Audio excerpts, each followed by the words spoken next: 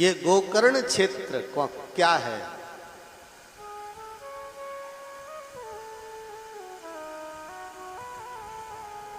प्रकृति ने जब ब्रह्मा विष्णु महेश को प्रकट किया तो वह शिव प्रकृति के आगोश में जन्म लेने के बाद, प्रकट होने के बाद फिर से प्रकृति के आगोश में समा गया। पावन श्रोताओं, ब्रह्मा बाबा जब विचलित हुए हैं, रजोगुण सतोगुण तमोगुण वाली 3 प्रकार की सृष्टि की रचना करने का ब्रह्मा जी ने विचार किया तो यह पुरुष, यह शिव सुंदर गौ के कर्ण के माध्यम से प्रकट हुआ। अब ये गाय को गाय मत मानना, यहां पर गोकर्ण के माध्यम से देखा जाए तो गौ माने पृथ्वी है और पृथ्वी के कर्ण से उत्पन्न जहां पर हुए उस क्षेत्र को गोकर्ण क्षेत्र कहा जाता है। आज भी गोकर्ण तीर्थ जो है वो कर्नाटक क्षेत्र के अंतर्गत आता है। चंचला देवी उस गोकर्ण तीर्थ में अपने पाप का प्रायश्चित करने के लिए गई। स्नान करती तीर्थ में, देवताओं को प्रणाम करती तीर्थ में, उसके बाद में दान पुण्य करती तीर्थ में, इधर उधर घूमने लगे। एक दिन एक शिवजी के मंदिर में पहुंच गई। वहां पर एक शिवजी के भक्त ब्राह्मण देवता सुंदर शिव पुराण की कथा सुना रहे थे। जैसे आप लोग आकर बैठ गए ना, ऐसे बेचारी वो भी निकल रही थी रास्ता में, मन में सोचा चलो इसमें कुछ हो रहा है, क्या कार्यक्रम हो रहा है, जानती तो कुछ थी नहीं। वो भी बेचारी आकर बैठ गए और बैठने के बाद में सुंदर शिवजी के स्वरूप का वर्णन ब्राह्मण देवता कर रहे थे, सुनने लगे। और सुनते सुनते उसने ब्राह्मण देवता के मुख से सुना कि भोले बाबा तो सब पापों को नष्ट करने वाले हैं। इसने मन में सोचा कि इस पूरी पांडाल में जितनी भी महिलाएं बैठी हैं सबसे बड़ी पापिनी तो मैं ही हूं।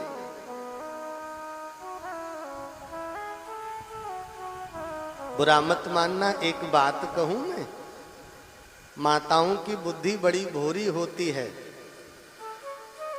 मंच से हमने कुछ कह दिया ना, उसे तुरंत स्वीकार कर लेंगे और कल से ही शुरू कर देंगे।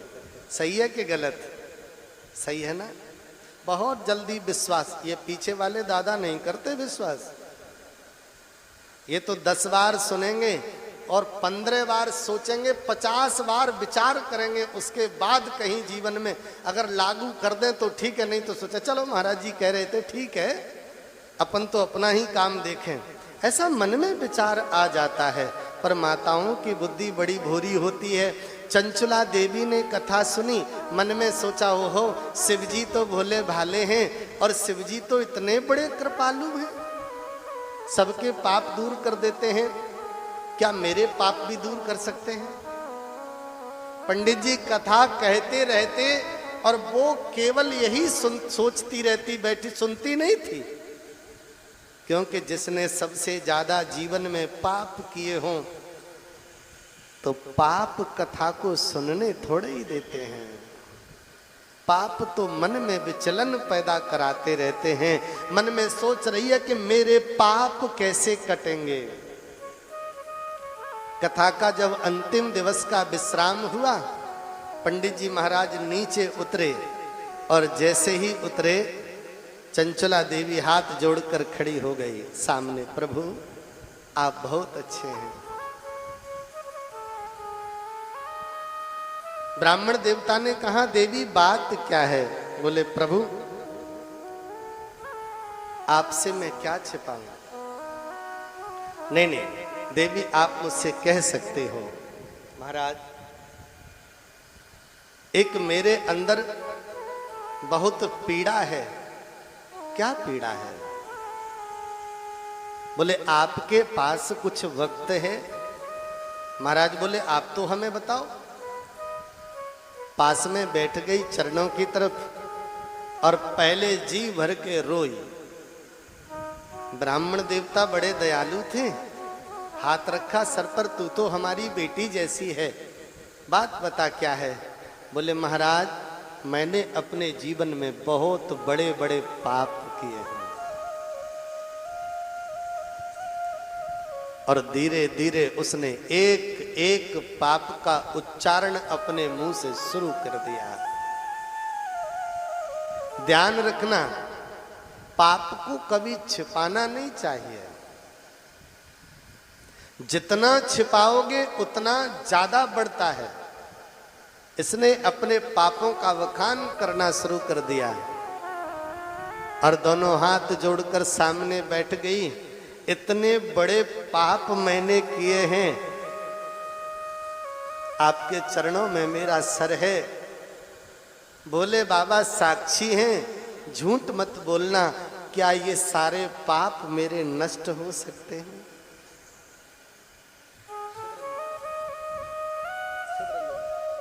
क्या मेरे पाप नष्ट हो सकते हैं?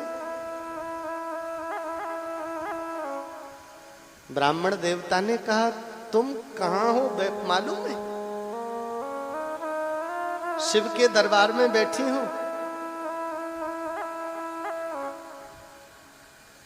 और शिव के दरबार में तो पापी का भी सम्मान है, धर्मात्मा का भी सम्मान है। ये तो भोले बाबा का दरबार है जहां भेदभाव होता ही नहीं है।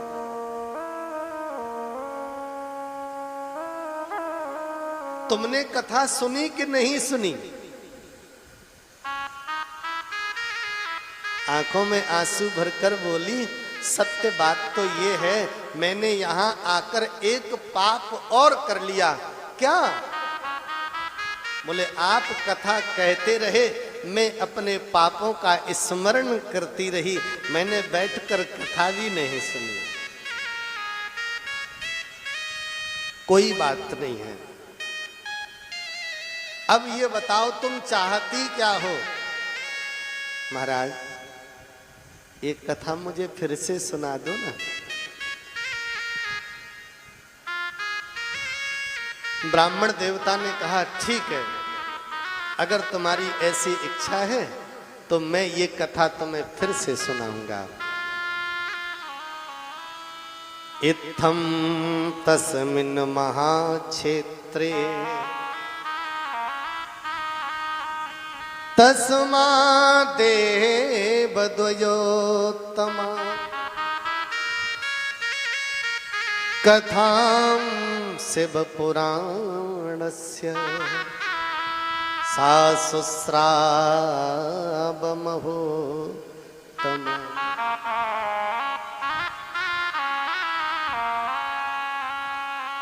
चंचला देवी बोली प्रभु ये बताओ कथा तुम मुझे कहां सुनाओगे?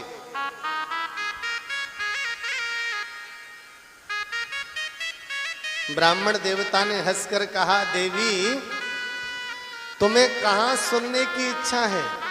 बोले मुझे वहां सुनाओ जहां इसका फल और ज्यादा मिले। तो हंसकर कहा एक काम करो, शिवजी के मंदिर में बैठकर शिवजी की कथा श्रवण कर लो।